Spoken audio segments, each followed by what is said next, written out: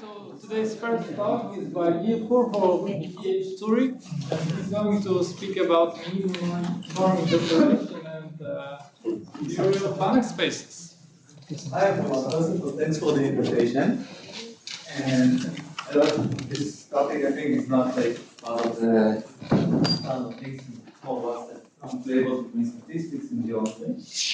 So this part is going to be hybrid, so I'm going to spend some time just introducing some definitions, notations, motivation policies. And then actually I'm going to talk about how to apply this amount of to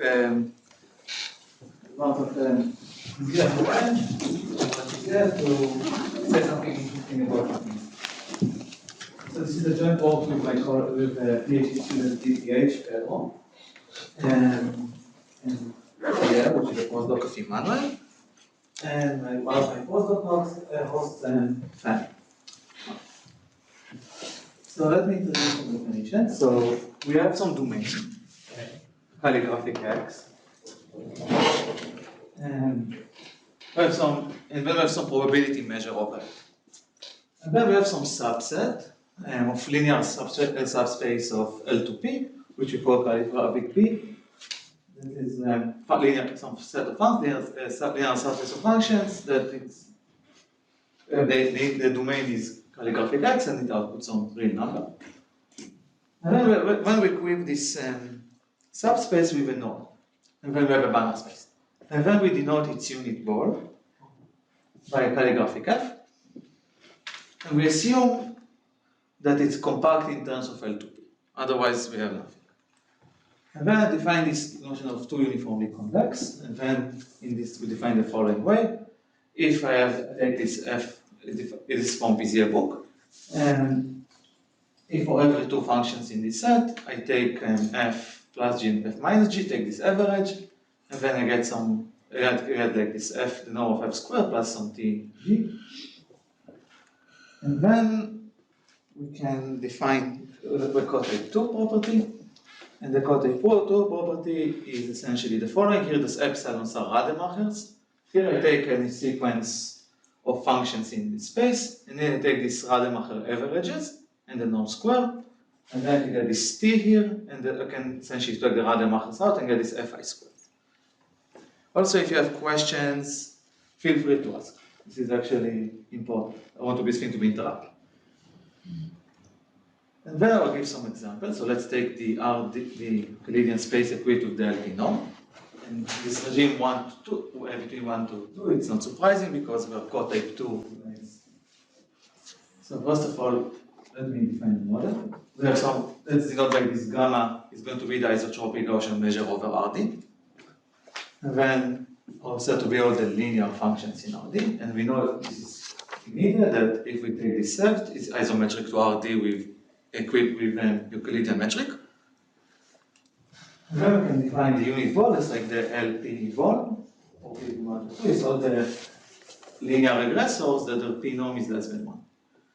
So this is classical stuff. So between 1 to 2, we know that this set is two uniformly convex with this constant.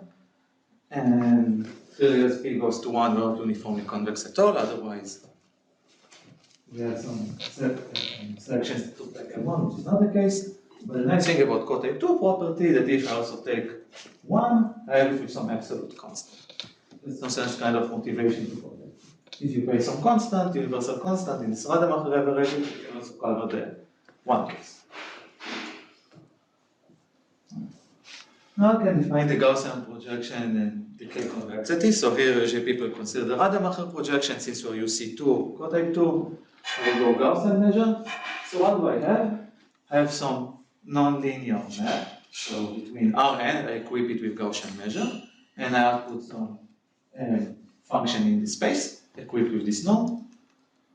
And then I can define the L norm as just integrating over all the Gaussian realizations and take this and take the norm of putting this input this Gaussian vector, and I get some function, I integrate over all over Gaussians. And then I can linearize this function, right? So I can take its mean, and here I write this like a Hermite polynomial, like in a bit of a weird way, you understand why. Later, I essentially project this function on the essentially all those entries are and this element here, the put in bracket, is some measurable function, right? Because I integrate over this difference of two functions in this space, I integrate over all of it, do some weighting, I get some measurable function. And yeah, the reason it's like linearization because this is now a linear operator. And the beautiful results of PZL, the K-convexity thing, it's that if we are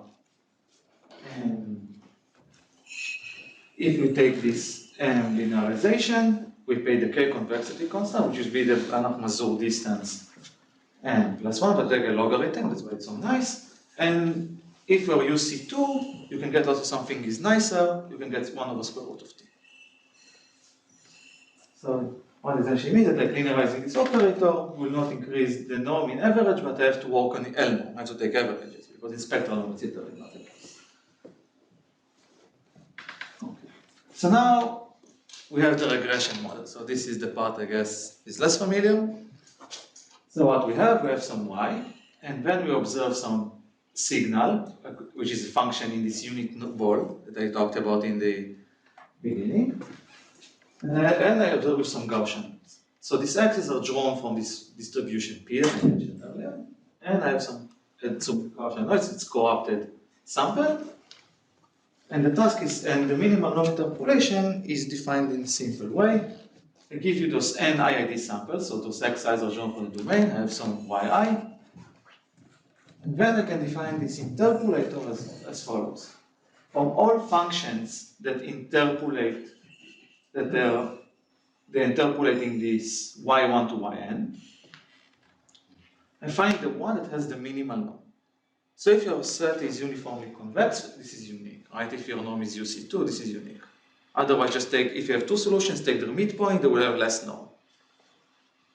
And I'll use this bold notation to emphasize that to stack all the observations. And while it's first also a motivation, so it's a bit weird way of estimation, probably, because it seems weird what to interpolate the noise and the signal.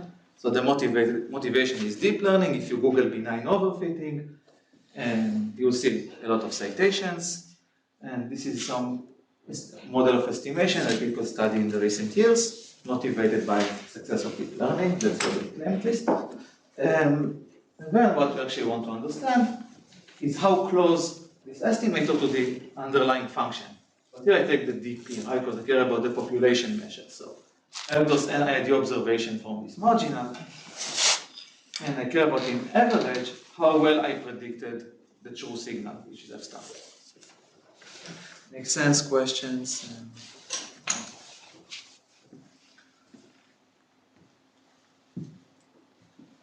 Now, what we have also, like since we observe those x1 to xn, we have this random symmetric set, which we call calligraphic Fn. This is a random thing. It depends on the axis, on x1 to xn.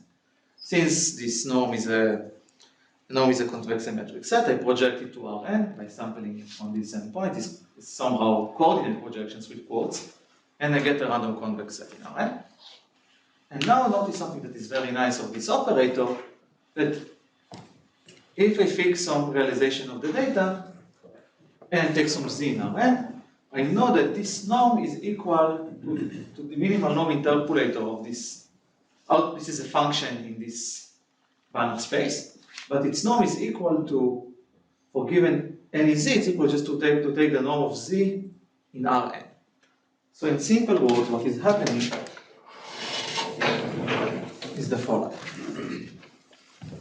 So we have these observations.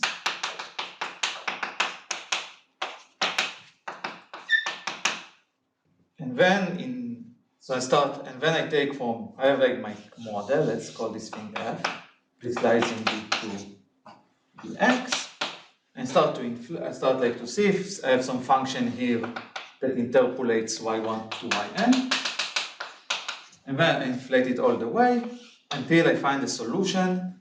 I inflate it as less as possible to find something that interpolates this vector. But if you think about it in Rn, so I have this set Rn, I have y, this vector, and start to inflate this thing, this set, until I touch noisy observations, and the amount I have to inflate this thing is precisely equal to the norm of the minimal norm interpolator. And it's a simple exercise, but this is actually true. And something that I want to assume now, and I'll also talk about this assumption later, that if I take these observations here, I want to assume that interpolating pure noise, which I call Xi, Gaussian noise, is harder in average than interpolating pure signal. So think about this norm, like this model is somehow like, it captures some sparse signals, this unit ball calligraphic F, and I want to say that I have to inflate I want that the signal has some sparse structure, which means in geometry language that I have to inflate this ball less to interpolate just signal rather than pure noise. Does it make sense, this motivation? Otherwise, if this is not the case, in some sense, it's easier to learn noise than to learn your true signal noiseless, which is not good for a statistician when your model, how you design this function class, is not right. And let me give you an example. This example is actually maybe will clarify things. Let's go with a classical thing, linear regression. So in linear regression, we observe, with isotropic Gaussian covariates, this axis, we observe the following. I have some underlying regressor, W star, and assume here that let's assume for simplicity that this P is less than 2. So intuitively, we want to say that like those W stars are more sparse, right? This is the difference between L1 to L2 ball in the extreme. L1 ball could have more sparse regressors, L2 contains also dense regressors. And then I check their value on Xi, and that's on Gaussian noise. And then just note here that this X is a Gaussian random matrix, and this Y is the vector in Rn. And then from all linear regressors that interpolates the noisy observations, I choose the one with the lowest P norm. So what do I have? So let's take this naive of P1, let's say 1 plus some delta. So this is, I don't know how to draw this thing in high dimension, so let's see, and then this is like an L1 node. This is in RD. I project it with a Gaussian random matrix to Rn, so now it looks like more like some kind of a ball with some spikes.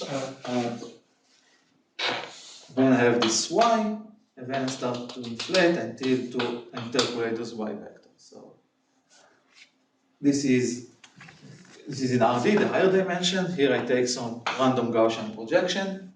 I get a set in Rn, and then we take from all the things that interpolate this Y, I take the one with the minimal lower P norm. So I try somehow to do this drawing again.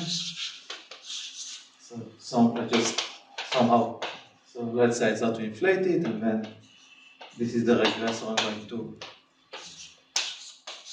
to choose.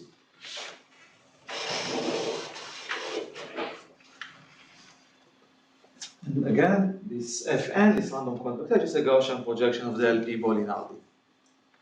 So that's, and here it's nice because in L2, this is literally, I had to put little 2 there. I didn't want to estimate the Euclidean distance between W and head to W star because this is isotropic Gaussian mode.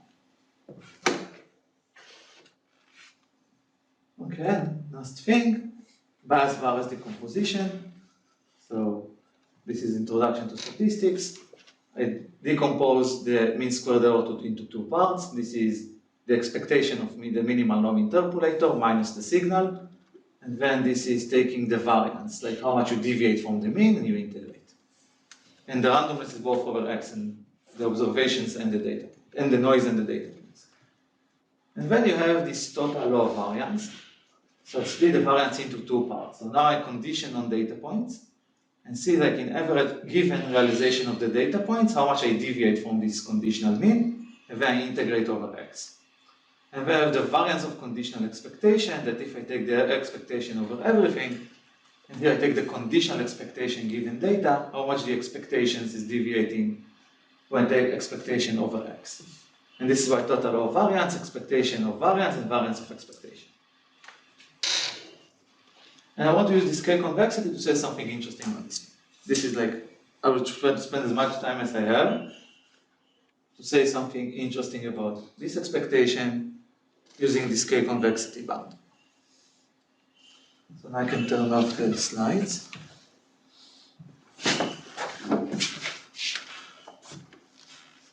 Oh, also maybe something nice.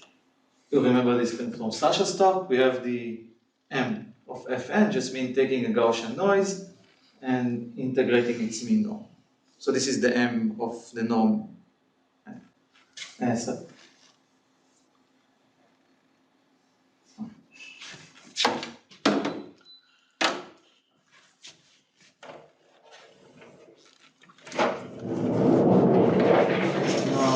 whiteboard. How much time do I have, by the way?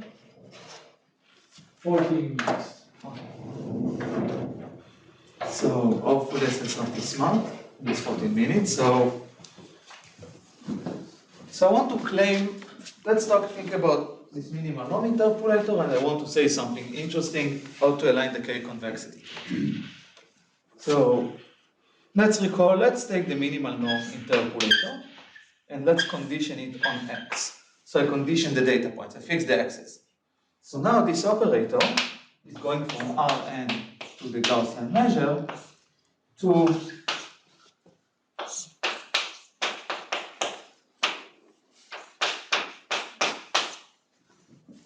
for every realization of the noise, because now I fix the data, so the randomness is over the noise. For every realization of the noise, I'll put you some measurable function in this space, right? This is definition of minimal norm interpolator. So now I want to linearize this operator. So let's see what I have to say. So first of all, let's also assume for simplicity, just for simplicity, that the signal is 0, just for presentation. Then let's linearize this operator and see what we have. So we have this. Then I take the minimal norm interpolator. So let's also be careful. Let's integrate this thing over Rn. Here I put this Gaussian divided by 2. And here we are going to fix all the I coordinates.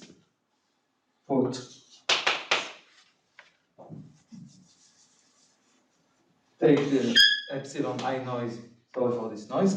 We take this I coordinates with plus sign. We subtract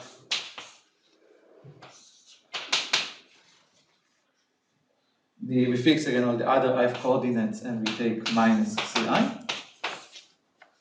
And we integrate.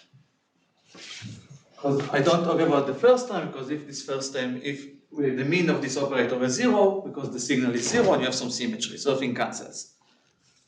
Okay. So this is the linearization. And I claim that in L norm, something very weird happened.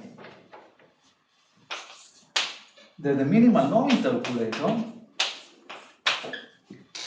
and this is expectation over Gaussian, is equivalent to the L norm up to a constant that depends on t, to the L norm of its linearization.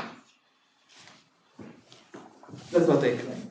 So it's meaning that I take this linear operator, and this linear operator for every realization of the noise, write it nice.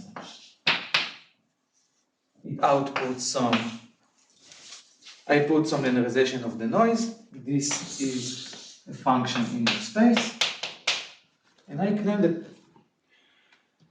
there is a norm equivalence in L norm between the minimal norm interpolator and just its linearization. But in L norm, in the average case. Which means that in this case, it's in the norm it's equivalent to an ellipsoid. Which is a bit weird, right? Because it does not seem likely. So one side is immediate. Why is that? Because if I give you a realization of the noise, again, assuming the signal is zero, so the observations are literally pure noise. Then I know that if I call those things alpha I, then what we have is sum of I equals 1 to n, alpha I, Ci. And on x1 to xn, I know, so this is the linearization. I know that on the data points themselves, I know that Lx1 C given on the data points on x1 to xn is equal to precisely to C1 to Cn.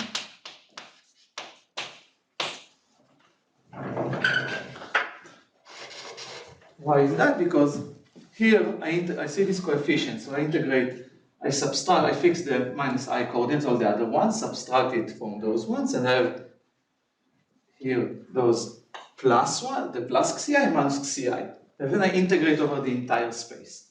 So if you see this alpha I on the points x is equal to 0, 1, 1, 0, and this is the ith entry. So therefore, restricted to the data points, it interpolates the pure noise. So since I chose the minimal norm interpolator, by definition, I have this for every realization of the noise.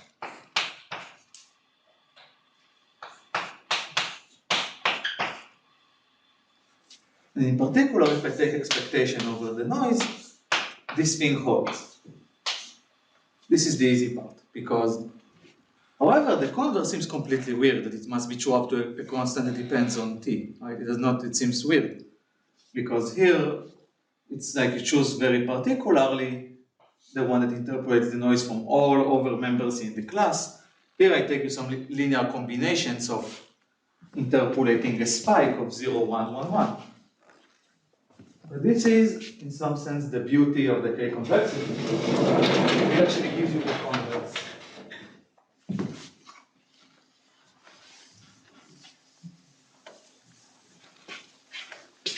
And this is literally the definition, right? Because I know that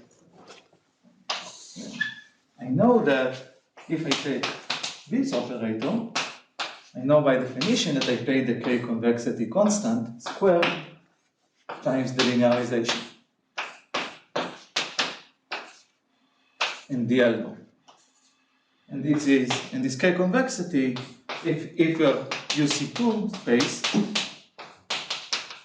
we can bound this thing of order 1 over 2, or at least some constant that depends on T. So the other side also follows. So what we have from the definition, that this operator, because of this bound, is literally bounded in its linearization. So it means that in L norm it's equivalent to an ellipsoid, right? Because linearization means an ellipsoid again, right? I give you some, I take some base, I output some element in this class, fi, alpha in this case, and the linearization essentially produces an ellipsoid. And this is far from linear, but minimal norm interpolates a beautiful thing, it's equivalent to an ellipsoid. And the thing that I was actually, when I thought about this thing, I was amazed why this thing is even true, because... Sorry. Yes? You have a quality there, right? Well, here it's constant depends on t, and so this is constant, and this is constant that depends on t here. And T is this... It's a uniform convexity constant, yeah. So to constant depends on t, or essentially isomorphic to an ellipsoid in the L norm. So it's like average case. Not worst case scenario, this is impossible. And the thing that is, I find like more counterintuitive for me, when I try to say how to, in the last few minutes there, I try to say how to use this thing to estimate the conditional variance. How much time do I have? Okay. Exactly. So the thing that is also remarkable, let us think how those alpha I, those coefficients, were generated, right? So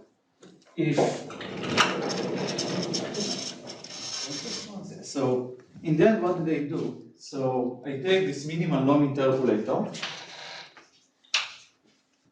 and each coefficient is inflating this class. I added this f and half.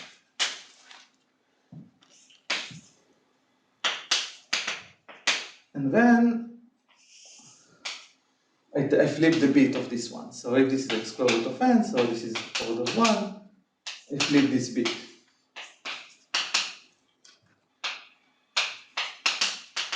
And each element here gave me a function.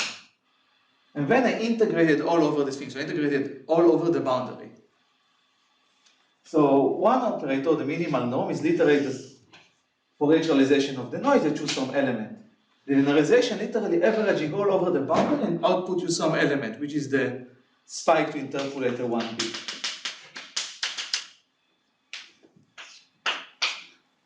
And when this weird averaging all over the boundary give you those n elements that you sum, and somehow you're still equivalent to just interpolating in average, interpolating pureness. And then I realized like this is a beautiful boundary scale convexity because you take some averaging over the boundary and somehow things still work. And the nice thing about how to estimate the conditional variance is when you take now expectation over the data. So I can take expectation over the data and apply the cotype. So the cotype will give you that this linearization is less or equal than taking the sum of the singletons.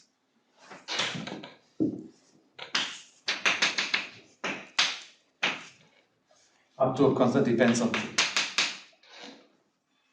And since everything is IID, we can get that we have like n times interpolating essentially the expectation of alpha 1, which just means I can upper bound the minimal norm interpolator by n times interpolating a spike, which means taking x1 0, x1 1, and all the other things are 0.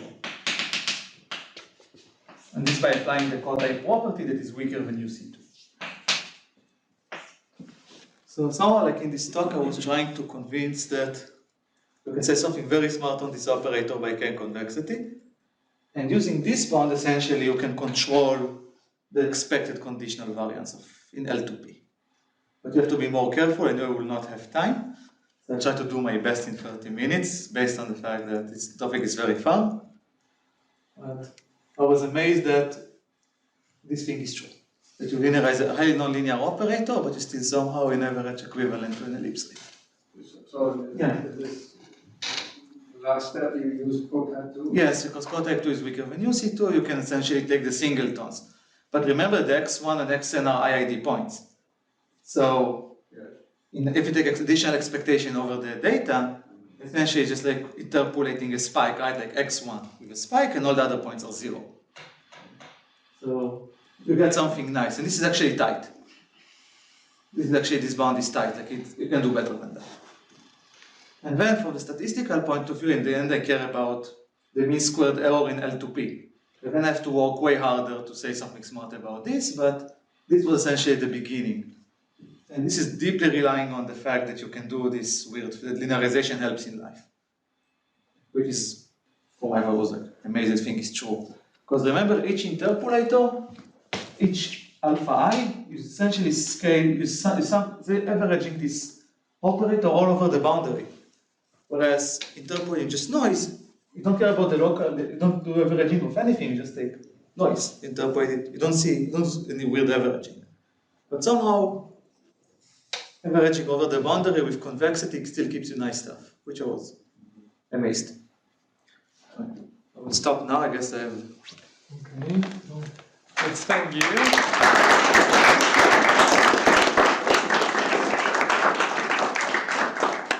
So we do not really have time for questions, but maybe one more question. If you have some, Beatrice. Can you have something to, for example, for L4? What do you mean for? Instead of having LP between the LP norm. Oh, this is good. This is a good question. So first of all the bounds do not really make sense when you're not somehow related to cotype 2, like from the statistical point of view. And also statisticians, no one will ever do something when you're like linear regression, no one will do it with p greater than 2. So between 1 to 2 you do that because you believe in notion of sparsity.